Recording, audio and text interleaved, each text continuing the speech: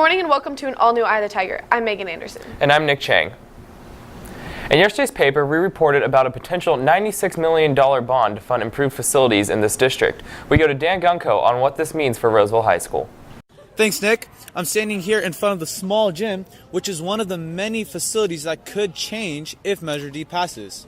I spoke to teachers and students on how big of an impact Measure D could actually have on Roseville High School. It's a little cramped in there, so I think that anything that can be done to the gym is going to help us as PE teachers because, we can utilize having all our classes up there. It's super crowded. We don't have a lot of changing space, so I think we could really improve on the space factor.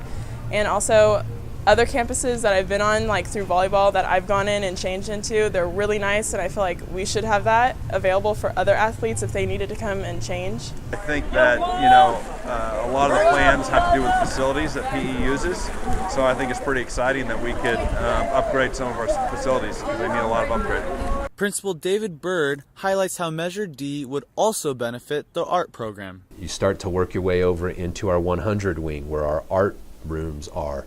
Our art rooms, we got a brand new roof on the art wing over the summertime.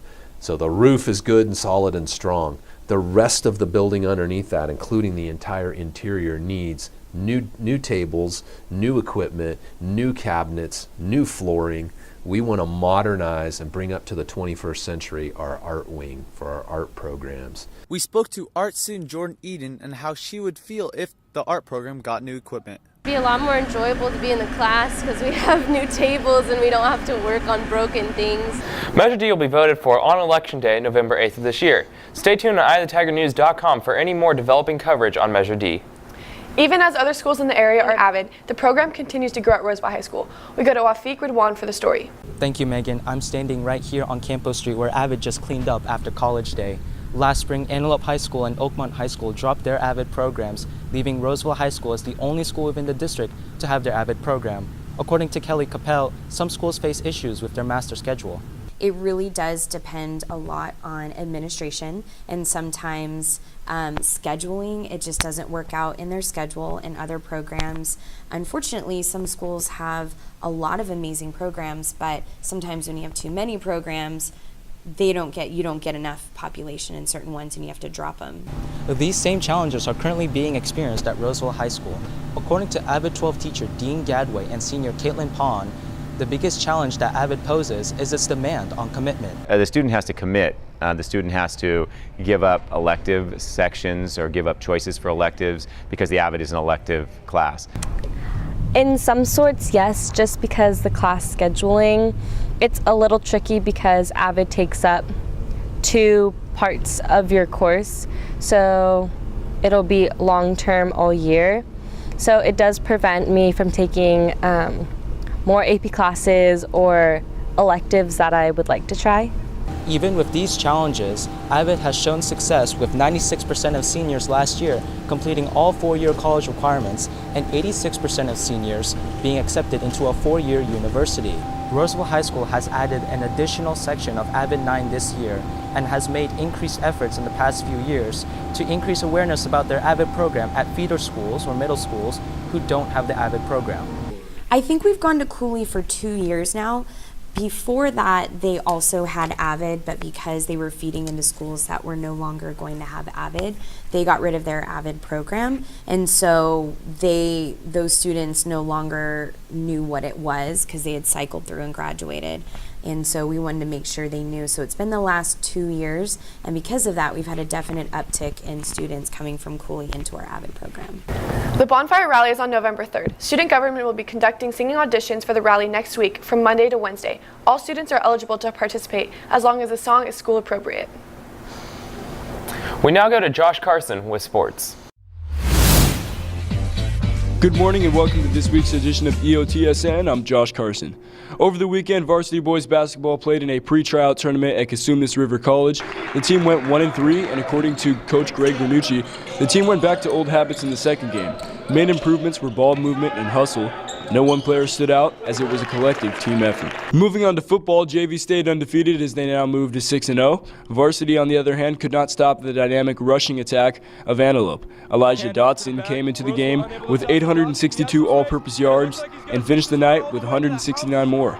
He broke his long run of 80 yards with an 82-yard run and bolstered the Titans to a 42-7 victory. Due to midterms, EOTSN will not have a show on Friday. We will return with more sports coverage next Tuesday. And that's it on your home for Roseville High School sports. Top plays, breakdowns, and more. I have the Tiger Sports Network, EOTSN. And now we go over to entertainment. Thanks, Josh. Last Friday, the movie adaptation of the best-selling novel The Girl on the Train made its way into theaters. This psychological thriller follows the story of a woman named Rachel Watson, played by Emily Blunt, who is an alcoholic recently divorced from her cheating husband, Tom, played by Justin Theroux. Rachel takes the train every day into New York City, and during one of her commutes, Rachel sees something from the train that she is not supposed to see, resulting in a high-chaos, edge-of-your-seat, whodunit type of a mystery. As a fan of the book, I'm obviously biased and predisposed to dislike it or be skeptical, but honestly, it wasn't that bad. It got the job done and did the book justice. Emily Blunt, who played Rachel, did a fantastic job in the movie. It's a type of character audiences have never seen before, and I applaud her choice to come out of her comfort zone with such a difficult character. As far as directing goes, I have no real complaints. Tate Taylor did a pretty nice job of capturing the tone and keeping it serious and dramatic as it needed to be. If you're a fan of that Gone Girl style of thriller mystery, I would definitely recommend it, even if you haven't read the book, which you should, by the way. 3 out of 5 stars. Last Friday was also the release of the new One Republic album, Oh My My. As a die-hard fan of their album, Native, one of my all-time favorite albums, clearly I was stoked to give their new stuff a listen after 3 years of hiatus. Leading up to the release, the band gave fans sneak peeks of a few different singles, Wherever I Go, Kids, and Future Looks Good, and they really got me excited for the full album. I was not disappointed at all. Ryan Tedder is a true songwriting legend, and it's no surprise he's written for Beyonce, Adele, and so many other top 40 artists. After having the weekend to marinate on the album, I can honestly say it's pretty fantastic. Their Maroon 5 style synth pop sound is captivating and really hard not to enjoy. Now we go back to news. Yesterday, students went to Campo Street for College Day. We go to Austin Daly for more information. The senior AVID class hosted a college day around Campo Street yesterday to help give information for certain colleges. I thoroughly enjoy it a lot. I mean, I like introducing myself to the freshmen and sophomores and to like new colleges like San Francisco State. It was also an assignment for AVID students to participate in the event. So the AVID classes have an assignment to come out here and speak with some of the AVID seniors about the colleges they've researched. The AVID seniors have spent a lot of time researching information about each school, contacting the schools to ask for literature, brochures, things like that. And so it's just a way for us to be able to promote college-going culture, starting at the 9th grade level, moving on through senior year. So. There are several workshops being offered to students based on their post-high school plans. They offer help on applications, scholarships, and provide information about military and career choices. This year, for the class of 2017, we decided to put together like a series of workshops based on students' post-high school plans. At the Cash for College workshop, there will be a lottery for 6 $250 scholarships. This Thursday and Friday are midterms. Thursday will be periods 1 and 2, and Friday will be periods 3 and 4. That's it for us today on Eye of the Tiger. And remember, we're always on at eyethetigernews.com. See you next time.